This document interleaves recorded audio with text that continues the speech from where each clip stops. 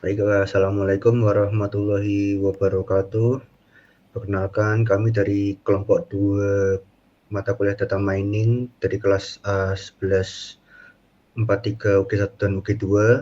Di sini kami akan mempresentasikan proyek data mining kami yang berjudul pengelompokan magnitudo dan kedalaman gempa bumi. Lanjut. Di sini anggota kelompok kami ada saya sendiri, Adam, kemudian teman saya Eca, Wisam, Faros, dan juga Najwa. Lanjut. Nah, di sini kita mulai dari latar belakangnya dulu. Yang pertama, apa itu pengelompokan gempa berdasarkan magnitudo dan kedalaman? Jadi pengelompokan gempa berdasarkan magnitudo dan kedalaman ini adalah proyek yang nantinya akan kami buat, di mana hasil akhirnya akan berupa aplikasi, di mana aplikasi itu akan dapat mengelompokkan gempa berdasarkan magnitudo dan kedalaman yang tercatat dengan menginputkan atribut-atribut tersebut ya, ada magnitudo, kedalaman, dan juga nanti akan ada atribut longitude dan latitude semacamnya. Akan dilanjutkan oleh teman saya nanti. Kemudian siapa saja yang akan melakukan proyek ini ya anggota kelompok kami sendiri yaitu saya, Adam, kemudian teman saya Faros, Eca, Najwa, dan juga Wisam. Di manakah objek penelitian dulu dilakukan? Untuk objek penelitian sendiri kami lakukan di Indonesia ya, tentang gempa di Indonesia. Kemudian kapan dilakukannya proyek ini? Rencananya kami melakukan proyek ini selama 14 minggu, di mana proyek sudah kami mulai sekitar pada 26 September 2025 atau tepatnya pada minggu pertama. Kemudian mengapa proyek ini dilakukan?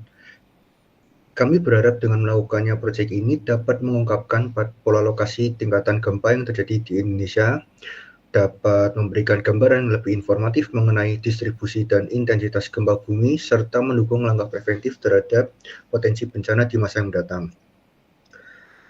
Kemudian bagaimana mengelompokkan gempa-gempa tersebut? Jadi dalam proyek ini kami menggunakan salah satu algoritma data mining yaitu Cummins clustering, dengan membagi klaster menjadi 4 bagian yang kami dapatkan melalui pendekatan dengan metode siluet. Lanjut.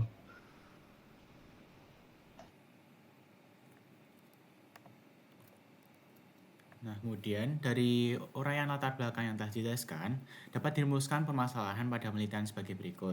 Yang pertama adalah perlunya dataset gempa bumi dengan kuantitas dan lokalitas yang baik untuk mendukung proses analisis dampak gempa bumi.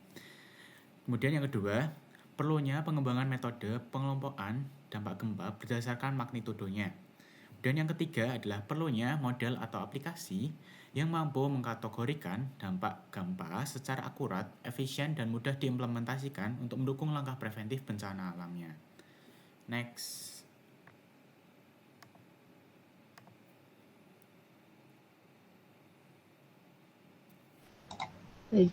Baik. Dalam upaya untuk mengelompokkan gempa bumi menurut tingkatan intensitasnya, kami mendapatkan data dari BMKG dari tanggal 1 November 2028 sampai 1 Oktober 2025. Di mana dataset ini kami akan menggunakan variabel waktu kejadian atau daytime, lintang atau latitude, bujur atau longitude, magnitudo atau magnitude, dan kedalaman atau depth. Dan untuk mencapai hasil yang diinginkan dalam proyek ini, yang artinya pengelompokan gempa bumi, ada beberapa tahap yang perlu dilalui, yaitu satu, pre-processing, di mana data akan dibersihkan dulu, dikonversi ke data numerik, lalu dinormalisasi. Dua, penentuan jumlah cluster dengan metode silhouette score. Keempat, pemrosesan dengan algoritma K-means. Keempat, pelabelan cluster menjadi 4 kategori sesuai dengan jumlah cluster optimal yang dapat dari silhouette score, yakni dengan label lemah, sedang, kuat, dan bahaya. Kelima, yakni tahap deployment aplikasi di mana hasil pelabelan akan disajikan dalam bentuk aplikasi yang mudah diakses oleh seluruh pelihat dan mudah dipahami.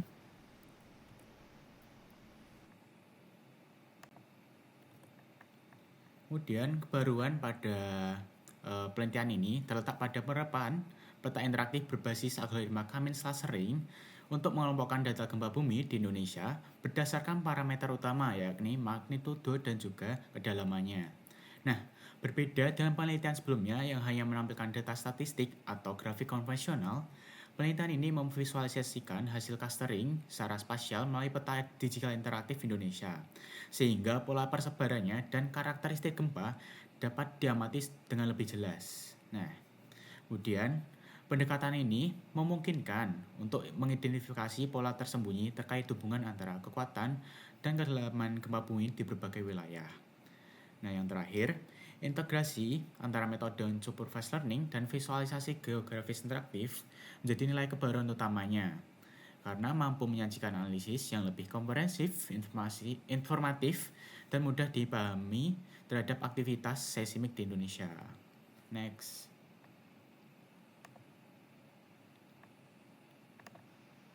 Untuk peta jalan proyek dibagi menjadi 4 tahap fase, yaitu persiapan data dan eksplorasi di minggu pertama hingga ketiga yang berfokus dalam menyiapkan data untuk latitude, longitude, magnitude, dan kedalaman. Dilanjutkan dengan tahap penentuan jumlah klaster di minggu keempat hingga 6, berfokus menentukan nilai K optimal yang merupakan langkah terpenting sebelum menjalankan K-means. Selanjutnya, implementasi K-means dan analisis klaster di minggu ke-7 hingga 11. Fokus dalam menjalankan algoritma, mendapatkan klaster, dan menafsirkan karakteristik setiap klaster. Fase terakhir adalah dokumentasi dan aplikasi di minggu 12 hingga 14, yang bertujuan untuk membuat aplikasi dan siap untuk di-development.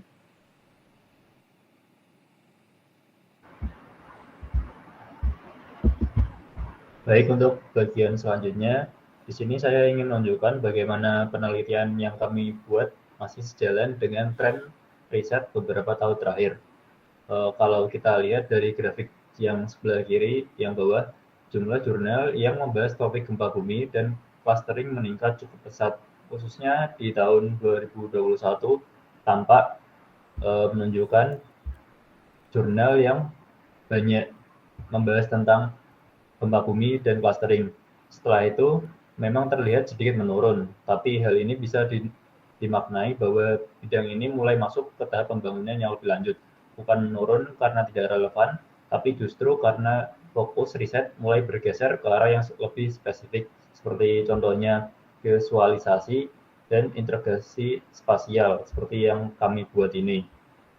Selanjutnya, masih di sebelah gambar di sebelah kiri yang atas, ada gambar hasil analisis bibliometric network yang kami buat dari data yang kami kumpulkan di lens.org menggunakan pencarian keyword Boolean operator. Dari hasil ini bisa kita lihat bahwa istilah seperti earthquake, systemic, clustering, dan K-means saling berhubungan kuat, yang artinya topik ini berada di jalur yang relevan dengan tren penelitian yang ada. Sebagai contoh, di sebelah kanan ada gambar, kami juga menampilkan peta gempa Bengkulu dari penelitian Novianti di tahun 2017 yang menggunakan metode K-means clustering untuk mengelompokkan epicenter gempa.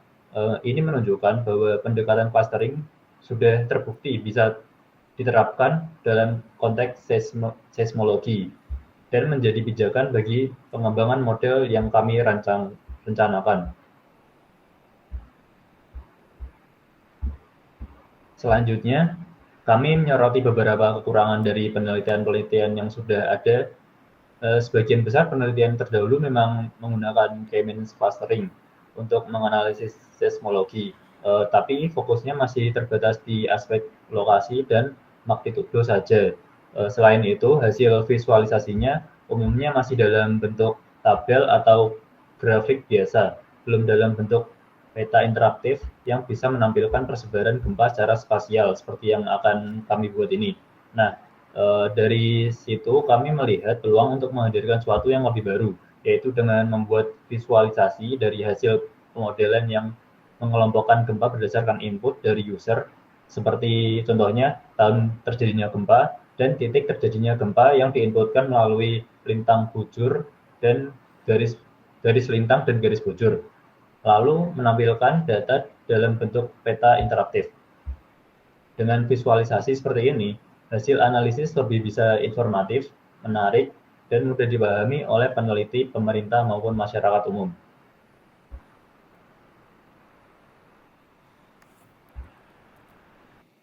Kemudian selanjutnya adalah metode yang diusulkan.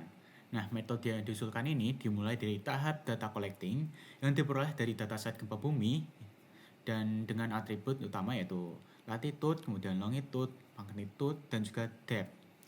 Nah, data ini digunakan untuk menganalisis pola serta karakteristik gempa yang terjadi di wilayah Indonesia. Nah, kemudian tahap berikutnya adalah data preprocessing yang meliputi pembersihan data dari nilai kosong dan duplikat, pemilihan fitur relevan seperti magnitudo dan depth, kemudian serta normalisasi nilai numerik agar siap digunakan dalam proses klasterisasi. Nah, setelah datanya siap atau setelah diprocessing, kita perlu mencari nilai K-nya menggunakan metode silhouette score untuk memperoleh nilai K yang terbaik.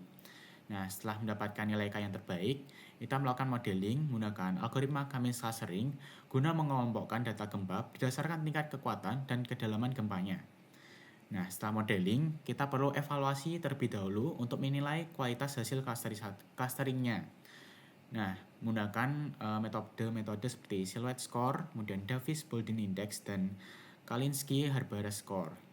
Nah, setelah dinilai model itu optimal, kita perlu melakukan visualisasi dengan peta interaktif, yaitu library-nya volume map, untuk menampilkan persebaran klaster gempanya di Indonesia berdasarkan hasil pengelompokannya. Nah, kemudian tahap terakhir adalah deployment, di mana model yang telah dibentuk akan diimplementasikan sebagai alat bantu analisis untuk menampilkan dan menginterpretasikan hasil klasterisasi data gempa yang telah ada.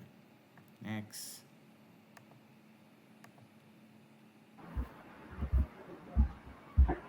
Baik, untuk bagian selanjutnya, pada bagian eksperimen ini, kami ingin menjelaskan rancangan teknis yang kami siapkan untuk membuat model. Kami akan menggunakan workspace berbasis Google Colabs dengan spesifik CPU Ryzen 7, GPU RTX 4060, dan RAM 16 GB.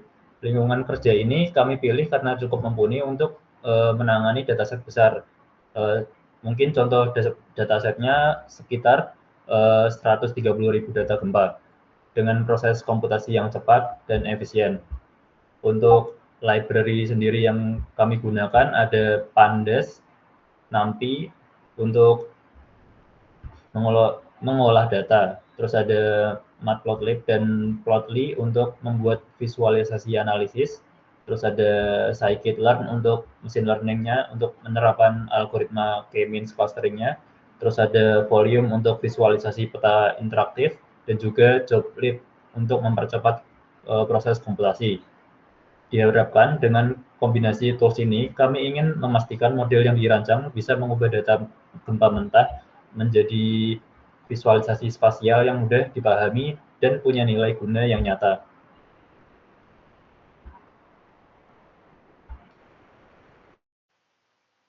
Untuk dataset yang kami gunakan itu merupakan kumpulan data gempa bumi yang bersumber dari repositori BMKG dan diunggah oleh @akupitus_keika_vigilant di Google.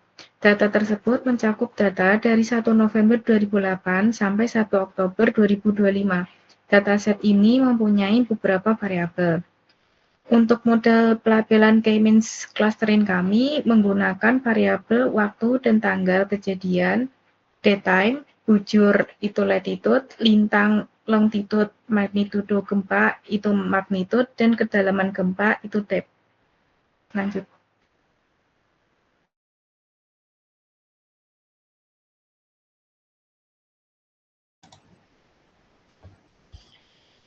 Tujuan kami melakukan penelitian ini adalah untuk membuat model pengelompokan tingkat kekuatan gempa bumi yang terjadi di Indonesia dari dataset gempa bumi yang sudah terjadi menggunakan algoritma K-means.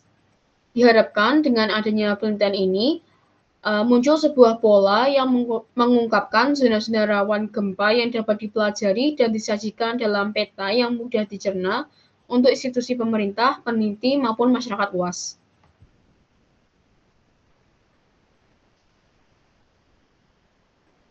Target capaian penelitian kami yaitu pertama, berhasilnya model pengelompokan gempa bumi di Indonesia dengan K-means clustering.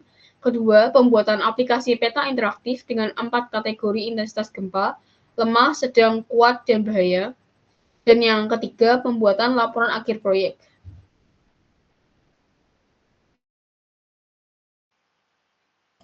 Ini Berikutnya adalah ada jadwal. project ya. Saya lanjutkan aja enggak apa. Di sini ada jadwal project kami mulai dari minggu pertama hingga minggu ke terakhir yaitu 14 ya. Ini adalah rancangan jadwal project kami. Lanjut.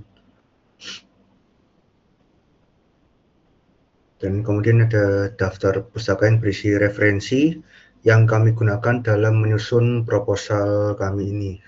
Lanjut. Nah, sekian presentasi dari kelompok kami ya. Terima kasih atas perhatian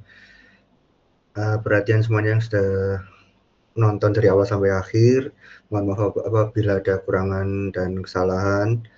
Saya ucapkan kembali terima kasih atas perhatian teman-teman.